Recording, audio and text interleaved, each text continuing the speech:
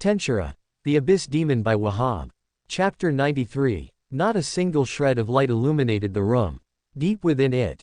Obviously, I need to eliminate Luminous Sama. Granbell muttered to himself. His eyes darkened, filled with bottomless hatred. Granbell dedicated over 1,000 years of his life to humanity. Even though his goal in life had changed, aiming to become the ruling class and gain absolute power and domination, Granbell still wished for peace to human society. His resolve was unquestionable. Over time, he had to endure countless betrayals, the deaths of his companions that supported him and endless suffering. But despite everything, Granbell's tenacity enabled him to overcome every single challenge he had faced in order to protect humanity in this world. While he had Demon Lord Luminous aid, Granbell's own effort was irreplaceable. In the distant past, he used to talk about dreams and ideals with his companions, making promises with the people that gradually passed on to the other world. When the hope of his family, Mariabel, was born, he was just one more step away from accomplishing his dream. Even then, Granbell had lost hope. The East and the West. Humankind needed to stand united against the Demon Lords, or else, humanity would not survive. Nowadays, the Demon Lords had been reduced to the octagram, and their power was at its prime. Although the Demon Lord Council were reduced to 8, their power hadn't diminished but rather increased instead. The demons let loose by the Lord of Darkness Guy Crimson plundered the northern lands like it was their playground. Continent's Wrath Dagrul had his eyes set on human society as well, because of his ambition for territorial expansion. As of yet, he had avoided conflict with the Queen of Nightmares and did not act against her. However, it was unknown how much longer he could tolerate it. In addition, power beyond human comprehension was intervening within the Eastern Empire. Granbell suspected that it was the doing of the sleeping ruler behind the scenes, but he had no evidence to back it up. And then the most dangerous of them, Demon Lord Rimuru Tempest. Facing against all these powerful beings, Granbell needed to protect humanity from harm. Yet this wish of his was also. That brat had some boring gold too. He could take the reins if he wants. I am already tired. Granbell didn't know how much longer he would live either. Now that Mariabel had died, there was no one qualified enough to take on the role of Granbell's successor. Without a mediator, humanity would soon walk the path of destruction. They would show their true nature and desires, even beginning to slaughter each other. That was simply how humans were as a species. A long time ago, Granbell's wife, who Mariabel resembled a lot, was killed by these kinds of people.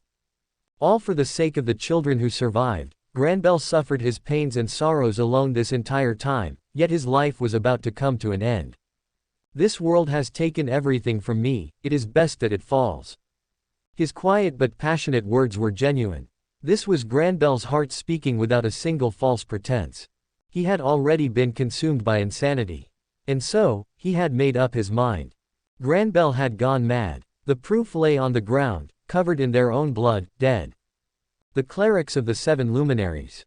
Fools. They had become too dependent on Luminous Sama. Granbell thought as he eyed their corpses with disdain and a hint of regret. Granbell had met up with them and gave them the opportunity to join his cause, but they refused to betray Luminous, their god. If left alone, they would become a thorn in his side, so he ended their lives swiftly. Granbell stood from his chair, swiping away the blood on his sword. Now then, all the preparations have been completed. He closed his eyes, going through the plan he had come up with over and over again. Truthfully, the plan hinged on Yuki's success in freeing the hero. But Granbell for some reason couldn't shake off the strange feeling that something wasn't right. That child would be a fool to try to outsmart me, he thought. Adjusting his suit, he muttered, no matter, once he's freed the hero, he would have outlived his use. Rimuru and Diablo stood at the center of the room. Their very presence was like a sharp blade resting on Yuki and his companions' necks. Diablo's gaze captured every person present. Within a fraction of a second he had full understanding of their capabilities. You are in the presence of the most exalted. His voice was laced with venom and dominance. Kneel. That one word was enough to bring Kaguli, Misha and the rest of the moderate Harlequin alliance to their knees. No hockey, nothing. Their bodies instinctively felt the staggering difference in power and succumbed readily. What a monster. We can't win, they all thought. Yuki watched all this happen, but he couldn't do anything. He was facing his own set of problems, especially regarding the sense of loss within the depths of his soul. He examined himself, before his eyes went wide in understanding and fear. What did you do? He asked, facing Rimuru. Oh, I was trying to strip you of all your powers, but something blocked me from fully accomplishing that. But I did manage to gain something, the unique skill creator. Rimuru answered, not bothering to hide anything. His aim was to make Yuki realize the overwhelming difference in power.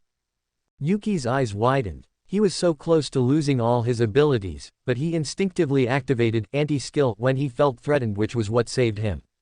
Unfortunately, he had lost his unique skill creator. Your time is running out. Rimuru pointed out. Ho ho ho, don't get cocky. Footman, who had managed to rise to his feet, launched an attack at Rimuru. The height of folly. Footman, no. Kagami called out, but it was too late. Faster than they could react, Diablo had intercepted Footman and casually threw a backhand at the approaching fool. Although the strike from Diablo was casual, it held more power than one may realize. The effect spoke for itself. Footman had been sent flying, crashing against the wall with tremendous force. His limbs were twisted as he lay unconscious on the floor. Misha, who witnessed such an overwhelming display of power, cowered, her face pale. We circa can't win. Are we going to die? She mumbled. If Diablo's power was this great, then how much more powerful is his master? That was the question that plagued their minds. Rimuru's gaze remained locked on Yuki. No one else was worthy of his eyes. That fact wasn't lost on Yuki, but he was conflicted over how that made him feel. When Footman was easily beaten by Diablo, he could measure just how strong he was. In other words, the person behind Rimuru was no regular demon. The master and servant duo were too much for them to handle. Escape seemed impossible. Is there perhaps something you need from me? Yuki managed to muster a smile. With an expressionless face, Rimuru spoke. An explanation. I need to know your motives, your ambitions. What is the reason for doing all that you've done? Charybdis, the orc disaster, manipulating Hinata, the invasion of Falmouth. What was the reason? So he knew all this while. Yuki thought. If that was the case, then it meant he had been playing right into Demon Lord Rimuru's hands from the get-go. Or was it the fact that he had involved the great Jura forest in his schemes that he was found out? You know, Shizu had a lot of good things to say about you. But I'm honestly disappointed. Now then, I'm listening. My motivations, you say? Yuki huffed, stretching his body. I want this world, in its entirety. He proclaimed. Yuki Kagarizaka was a genius. He had suffered a series of unfortunate events that struck him at his core. And the fault lay with the flawed societal structure. He yearned to take his revenge against this society. But there was nothing Yuki could do. He was a genius, but quickly realized his limit. But in a strange twist of fate, he found himself in another world. When he crossed worlds, he acquired the power he so wanted, the power to change the world. Yuki discovered his raison d'etre in this world. This was a world where the strong trampled the weak. It was built on an imperfect system that still had a long way to go until it was fully developed. And so, Yuki thought that if he could become the ruler of this world, then he could lead this world in the right direction. Yuki was determined to challenge this unjust world head-on. His next step was to wage war against this world itself. Conquering the world. Ha ha ha ha ha. Rimuru's laughter reverberated across the room. How foolish. Conquering the world. I've heard that too many times. Everyone needs a goal, a dream to strive for. A reason to live. It's quite unfortunate that you chose one you can never accomplish. Yuki frowned. Hearing that from Rimuru, one of the pinnacles of this world left a bad taste in his mouth. I don't really want to make one of the strongest demon lords my enemy, but I suppose there's no other way out, considering how things have developed, he thought. He wouldn't be able to avoid conflict with Rimuru. They had no chance of escaping unscathed. Under these circumstances, he couldn't resort to trickery, either. With all other options blacked out, his best bet was going all out against Rimuru. Yuki finally came to a conclusion. Never mind, then. Since we're enemies, this timing is impeccable. Before I move my base to the east, I can see just how strong one of the strongest demon lords is for myself. Yuki answered, practically taunting Rimuru. An overwhelming sense of excitement welled from his heart.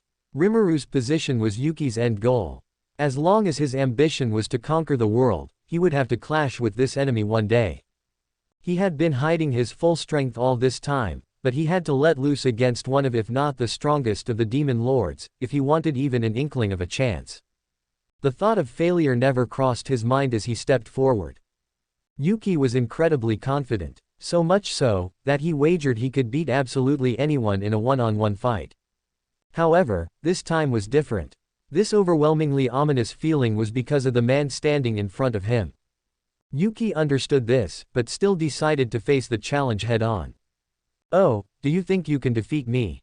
Rimuru smirked, amused by the fact that Yuki thought he could beat him. "I suppose. I plan to defeat you sometime in the future anyway. I'm just doing this a bit ahead of schedule." Diablo, who stood by the side, had a calm smile on his face, but he seethed with anger. He really wanted to kill Yuki in the most painful way possible, but without Rimuru's permission, he couldn't do a thing. Rimuru was the absolute authority, the strongest in the world, and it would be disrespectful to worry for his safety. Laplace couldn't move a muscle. Like a rabbit petrified by the gaze of a snake, that analogy seemed fitting. If Laplace tried to move, Diablo would kill him instantly. Even though Rimuru and Diablo were outnumbered, the difference in class was insurmountable. If they were only fighting Diablo, then they could probably figure out a way to pull through. But with Rimuru here too, they had no chance of winning. To Laplace, Yuki challenging Rimuru was suicide. There's no chance he'd win. We ain't on this guy's level. This butler alone would prove difficult to handle, but Rimuru Tempest is the real monster. We ain't able to take him. We can't run away, either. The plan that boss has, it better work or we ain't gonna survive. Laplace deserved credit for having seen a fraction of Rimuru's true power. Amazingly, considering the circumstances, Laplace was still thinking about ways to escape. That tenacity was one of Laplace's greatest strengths. He knew Yuki was strong too, albeit constantly hiding his true strength from even his companions. Laplace didn't know whether it would be enough to fight Rimuru or not. If Yuki couldn't win, Laplace planned to save Footman and run away with Terre, Cogli and Misha, who had probably gone mad at this point. Yuki would surely catch on to Laplace's plan and act accordingly. This would only work out because of their mutual trust. The problem lay with Diablo though. He is no ordinary enemy, either. He wouldn't sit back and let him get a chance to help Footman. Laplace was rooted in place. He had to carefully weigh his every move. The situation was becoming increasingly hopeless. He prayed that Yuki would win as he watched the battle. Yuki was the first to move. With absolute confidence in his immunity to magic and skills, he fearlessly launched a kick at Rimuru. His kick was sharp, heavy, and combined with a feint. At first, his foot was closing in to sweep Rimuru's legs, before jerking upward to land a clean uppercut. He rotated his body, using the momentum to swing his leg at Rimuru's head. Despite Yuki being the one to land a devastating blow, he ended up scrunching his face. "Tisk, just how built are you?" he grumbled with a click of the tongue. His leg was aching from striking Rimuru. It felt like he had struck titanium. His anti-skill was invincible and could penetrate all of his enemy's defense. Yet, Rimuru stood still, unaffected by Yuki's hit. With a thoughtful expression, Rimuru murmured, "I see, anti-skill, huh? Not bad." Yuki's stomach churned bitterly. Rimuru had easily figured out Yuki's physical constitution in a matter of seconds, and he made sure Yuki knew that as well. He wanted to make Yuki desperate enough to go all out. And then he would promptly beat him to a pulp. Yuki had painfully figured out what Rimuru was planning, but he couldn't muster a word. His remaining confidence disappeared from his face. He started analyzing the situation, desperately trying to figure out a way to get through this. His genius brain had come to the conclusion that the gap in power was light years across, but Yuki was not going to give up. He was searching for all possibilities. The only ray of hope he could grasp onto was that Rimuru was underestimating them. I can't fault him for looking down on me when he really is leagues ahead. But as it stands, he's a bit too cocky. Yuki had other trump cards. He has the superpower he was born with, as well as the greed he had taken from Mariabel.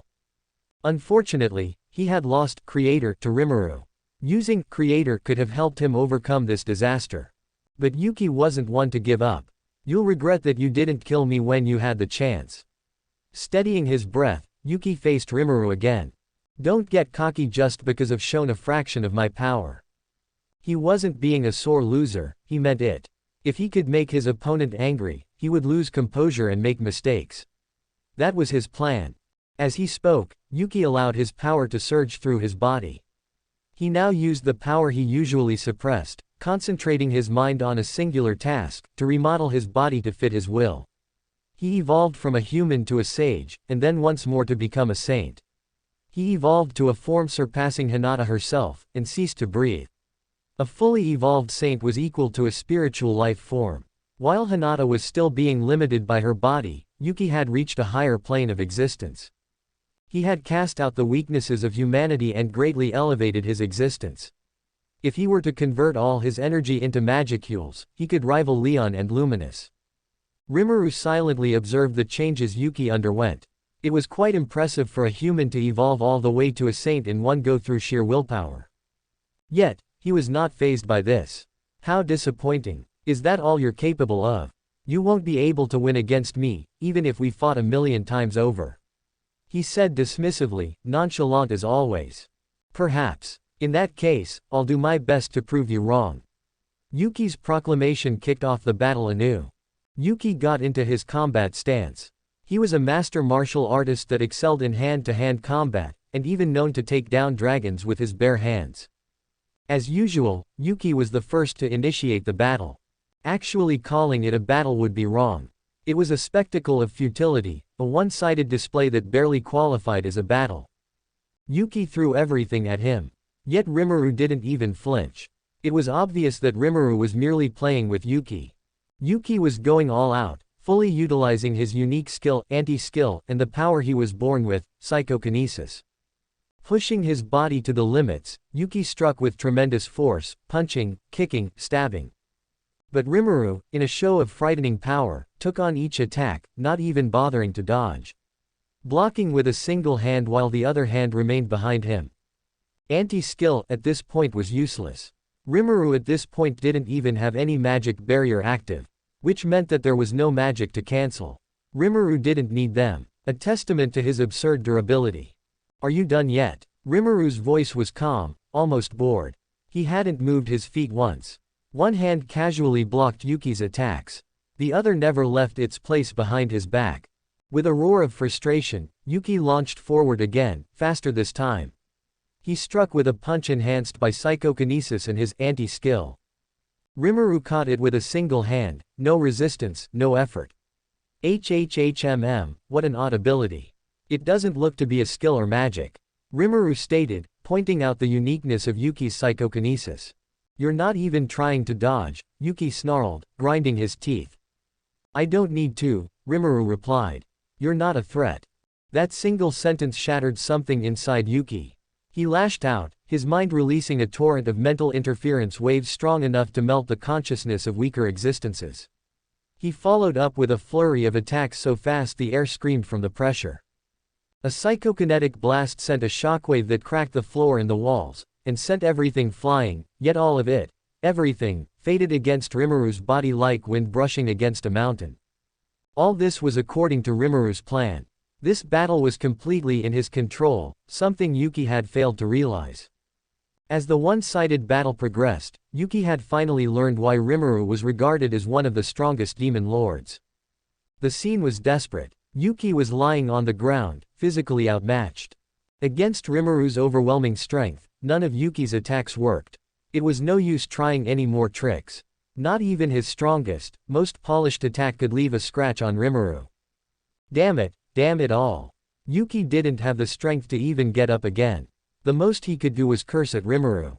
At this point his prevailing resilience was praiseworthy. If only I had more power, he lamented. Realistically, nobody would be there to respond to his desperate thought.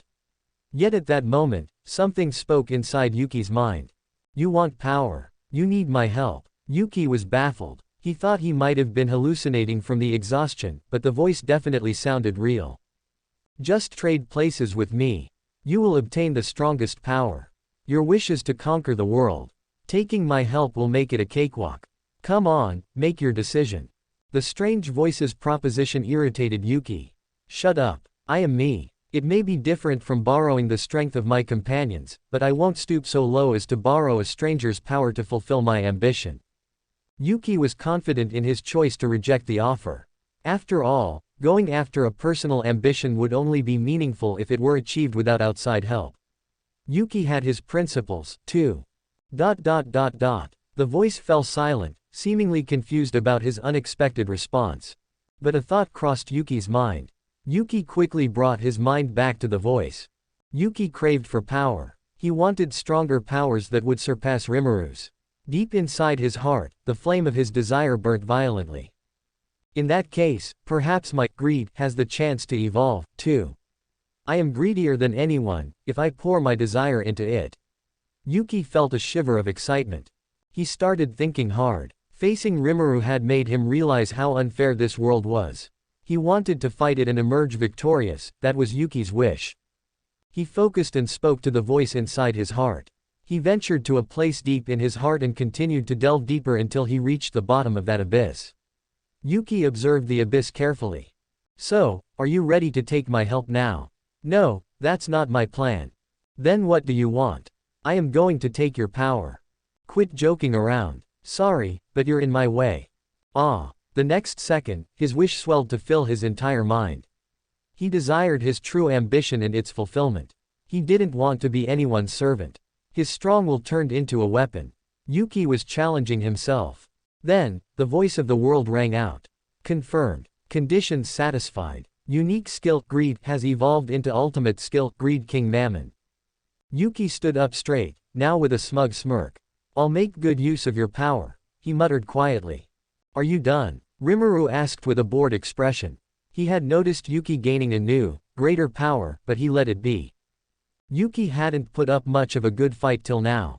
Perhaps he would now that he has acquired an ultimate skill, which would elevate his saint-level power. That was Rimuru's thoughts. Your arrogance will be the end of you, Yuki thought, his confidence soaring now that he had acquired the ultimate power. Focusing on Mammon, Yuki came up with an idea. One that could potentially secure his victory. He raised his palm in the direction of the Demon Lord. Take this. Lost entropy. A wave of darkness emerged from his palm, and swiftly made its way towards Rimuru. Lost entropy is an art that inverts the target's desire to live into the desire to die.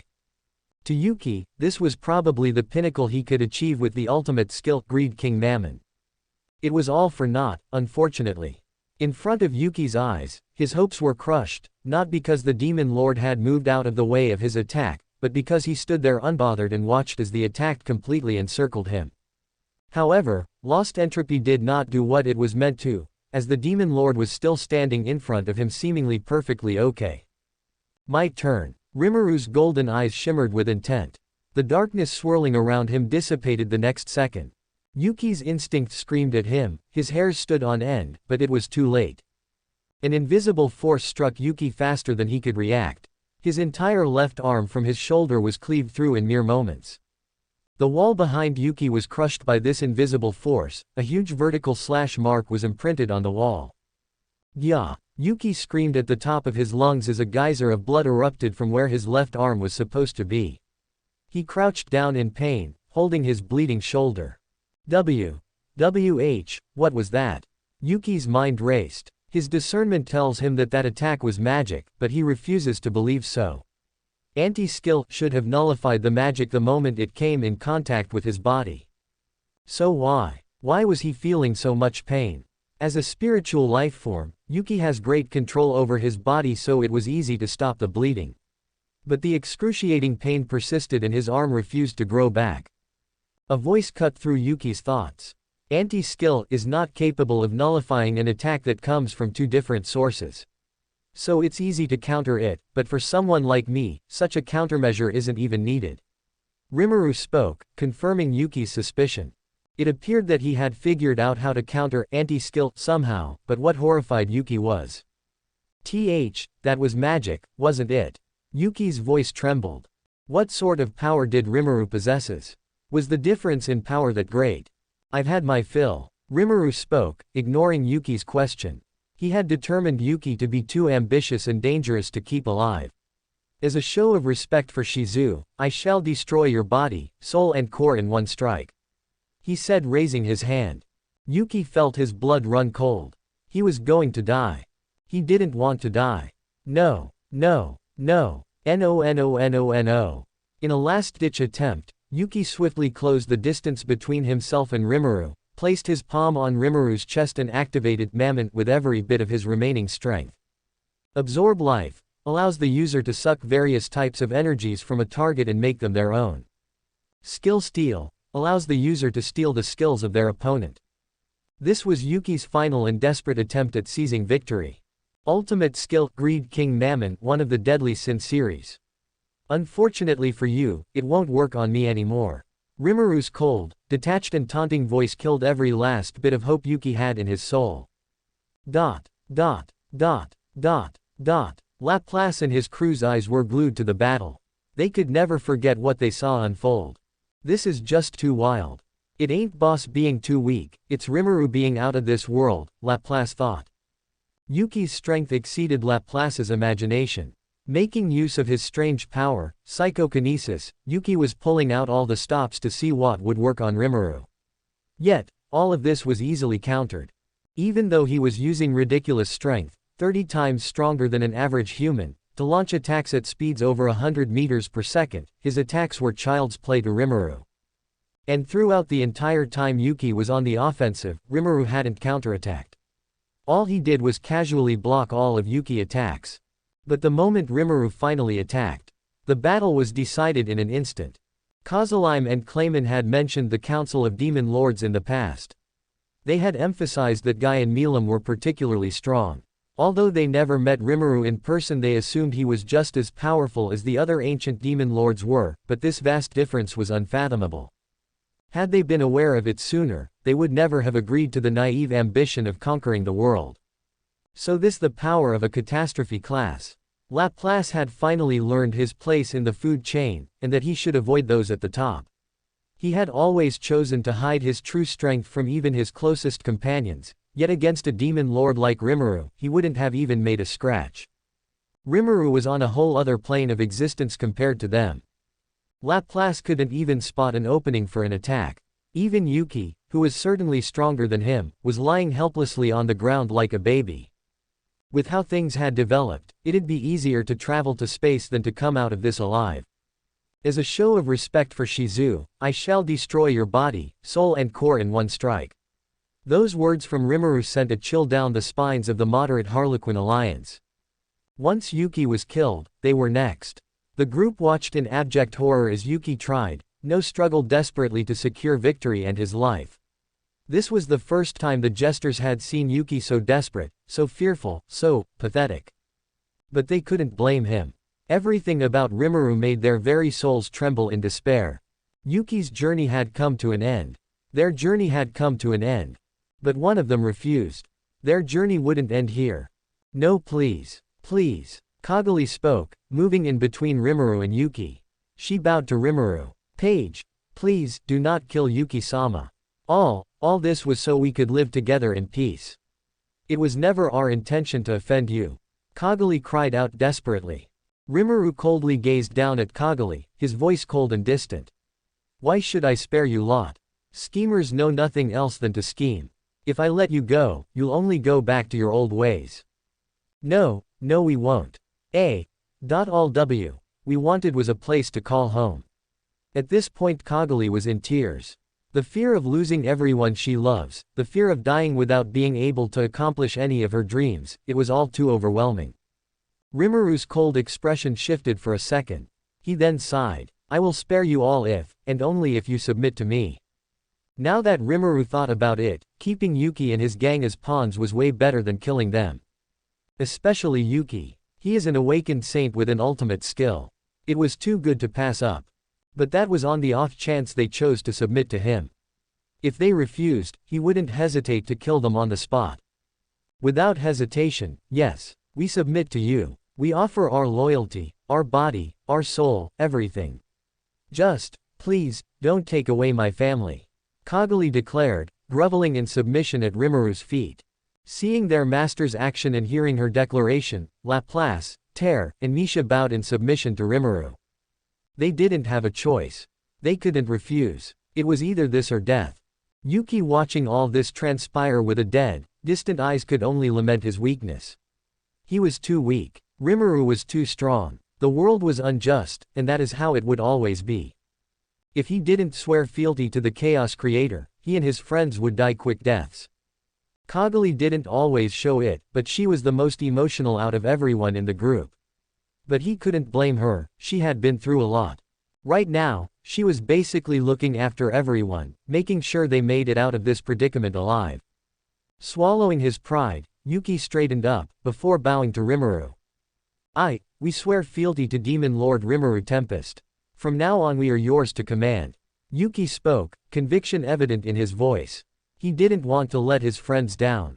The conditions were met. Rimuru activated soul consumption of his ultimate skill Beelzebub in conjunction with Transcendence King and Contract Magic. Now the souls of Yuki, Misha and the moderate Harlequin Alliance were bound by and to Rimuru. Their lives were in Rimuru's hands. He could kill them, and consume their souls anytime and anywhere, even if they were in another dimension or world, Rimuru could still kill them. It was an evil art that even Yuki, who possessed an ultimate skill, could not resist. No one in existence could and will ever once it's been activated. Just like that, Rimuru had obtained useful pawns.